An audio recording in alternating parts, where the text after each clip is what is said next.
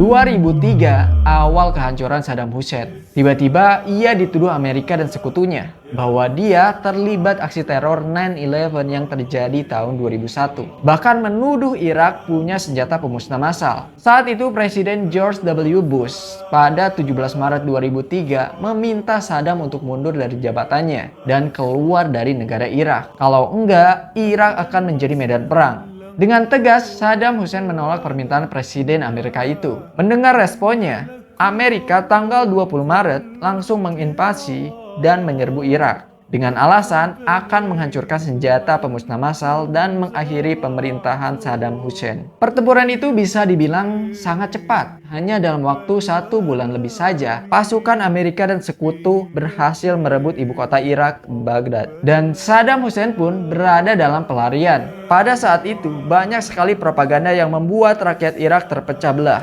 Ditambah, kondisi Irak pada saat itu sangat kacau. Dan kepercayaan rakyat Irak pada Saddam pun mulai luntur. Mereka tidak mau lagi melindungi presidennya sendiri dari Amerika. Dan setelah 8 bulan, tepatnya 13 Desember 2003, Saddam Hussein tertangkap di kota Adwar, Tikrit, Irak. Ia ditemukan di sebuah lubang yang menjadi persembunyiannya. Kemudian dia dibawa ke pangkalan Amerika Camp Cropper, Baghdad. Singkat cerita, Saddam Hussein menjalani sidang pertama pada 19 Oktober 2005. Ia didakwa melakukan pembantaian kaum Syiah tahun 1982 dan menjadi penjahat perang. Selama persidangannya, ia terus mengatakan bahwa sidang ini hanya sebuah tipuan. Ya, kayak mencari kesalahan dia aja. Terus tuduhan Amerika soal senjata pemusnah massal dan terlibat 9/11 ini nggak dibahas sama sekali. Dan terbukti, sampai sekarang senjata itu tidak ada dan Saddam Hussein tidak terlibat 9/11.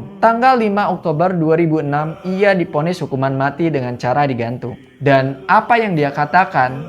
333 من قانون العقوبات رقم 111 لسنة 1969 المعدل مرارا بدلالة المادة 24 من قانون 10 2005. Allahu Akbar.